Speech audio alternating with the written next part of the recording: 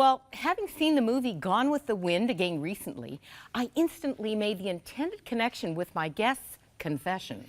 I'm going to let Mary Hunt tell you why she called herself, are you ready for this? The Scarlett O'Hara of the 50s. Her book may give you a clue.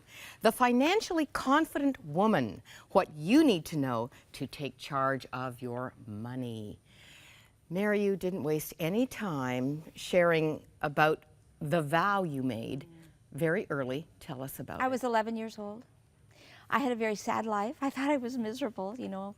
And I made a decision that when I grew up, I was going to be rich. I would never have to worry about money. I would have everything I wanted. I would never have to worry about a thing. And that was like this big carrot out there that took me through my teenage years and made me so excited to grow up because I knew someday I was going to be rich. Now, how that was ever going to happen, it never dawned on me that I needed to plan. No secondhand rose here. Your kids weren't going to have hand-me-down clothes. Never, ever. I was never going to be miserable again as long as I lived because I thought, you know, having money, being able to spend all the money I wanted and have everything I wanted would make my life perfect. And getting your first credit card didn't help. Oh, Moira, I thought that was the answer. You know, oh, here, this is how I'm going to be rich. Imagine, I'm not a stupid person, but I just bought into what our society tells us. You know, you've got to have a credit card. Anybody who's anybody, you've got to have a credit card in case of emergencies, in case you run out of money. I mean, isn't that what we all think? That's why we get our credit card. And I got one. As soon as I got then you married, could get free gas. I love that you said I could get free gas. That's how it felt. Listen, I didn't have to take the cash that I had, that miserable little bit of cash, to fill up my car. I could get it with the credit card, and then that money was mine to spend as I wanted. It felt like it was free. And I tell you, with everything I can convince you of, it felt like that. And it made me feel like a very wealthy woman. The sad, heartrending part of this is that, and there will be more credit cards, and then the checkbook, but those credit cards made you feel nurtured, cared for. They did. You know, they became my identity. And the more cards I had, the better I felt about myself because there was some industry out there who kept telling me I was fabulous. They would increase my credit limit. The more I used, the more credit cards they would send me. This was back when they could still do that. Just unsolicited, I would get these credit cards. And there was something inside of me that was so hungry that needed to have that kind of confirmation and that affirmation. And the credit cards did it. Now, other people might find this in substance abuse or relationship abuse or that kind of thing. But for me, it was credit cards. Psalm 16, verse 4, troubles multiply for those who chase after other gods. You reacted to this. This is just this week, a report on business from our national paper, Globe and Mail. Growing lines of credit spur warnings. This couple takes both of their salaries to pay their mortgage, and they're expecting a baby. This made you angry. That makes me very angry because we have become a society that allows others to make decisions for us. I can imagine that a lender told them how much house they could afford. A realtor said, you can afford this much. Why go with a small house when you can afford a big one? We cannot let others make those decisions for us. And that just breaks my heart.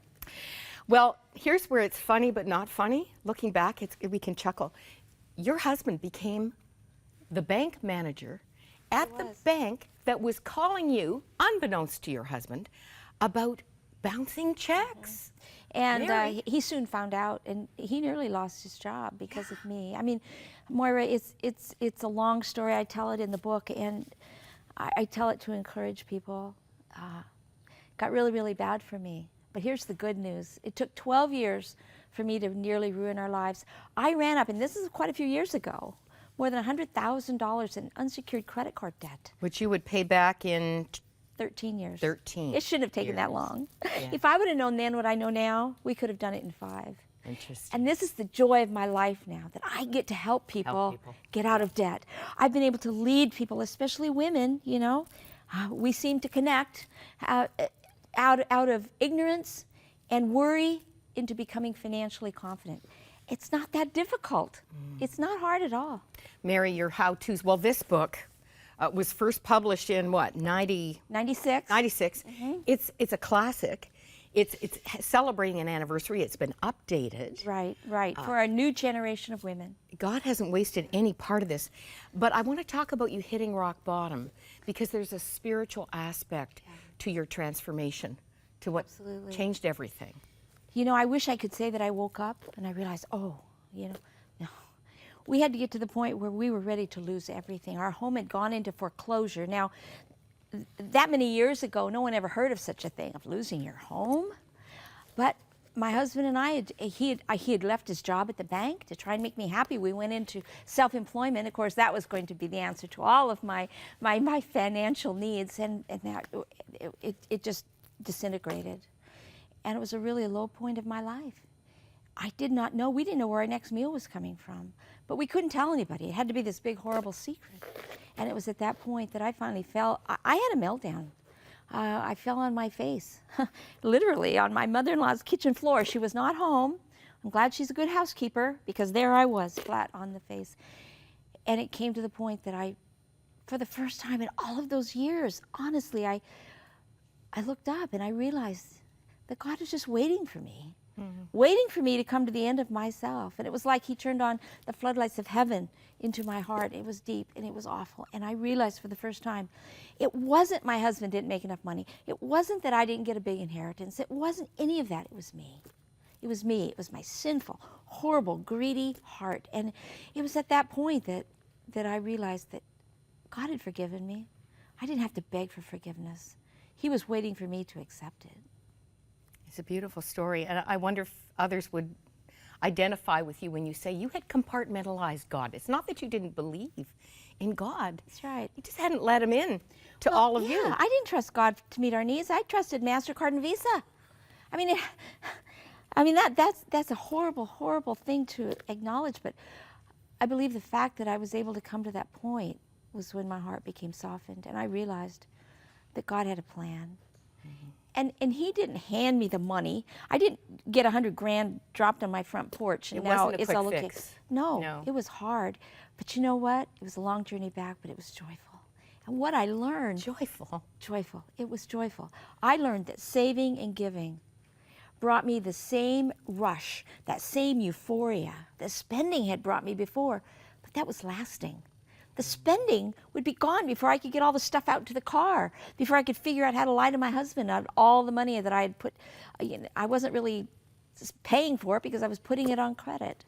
So I had an awful lot to learn. And those 13 years, they were hard work, but they were precious. The blessing of the Lord brings wealth, and he adds no trouble to it. Oh, my goodness. What a great place to live. That's absolutely true. And we can all be thankful for that. It was 25 years.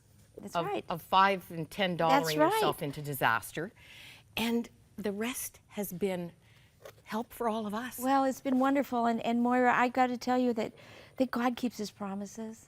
You know, my husband and I not only were able to pay back all of that debt, our marriage lasted. I mean, and that it was strengthened through the crisis. Absolutely. Wow. Absolutely. And we have just purchased, you know, I'm glad to tell the whole world, we've moved, we purchased a new home, and we paid all cash for our home. Wow. Now, can you imagine coming from that pit of despair to this point? Nearly losing your home Absolutely. to paying cash for a home Absolutely. in Colorado. You're Yes. still unpacking boxes. I still Bless am your heart unpacking. for coming to us. So grateful. Just an amazing thing. And I'm blown away that God has given me the opportunity now to help others, to lead them out. And you do. I just want to make sure, and I should have checked ahead of time. Debt Proof Living, your Yes. nationally syndicated daily newspaper column, is Everyday Cheapskate. But at Debt Proof Living, Right. you will interact. Absolutely. With Debtproofliving.com. Right. Two sites. Debtproofliving.com. It's a membership site. People join, and we are working thousands of people on the same journey. Then everydaycheapskate.com is absolutely free, a place where thousands and thousands of people every day we interact, and we're working this, learning to live below our means. It's a beautiful thing. It's a great story. I feel like a real bimbo in the area of finance, but I loved this book. And of course, the practical help is here.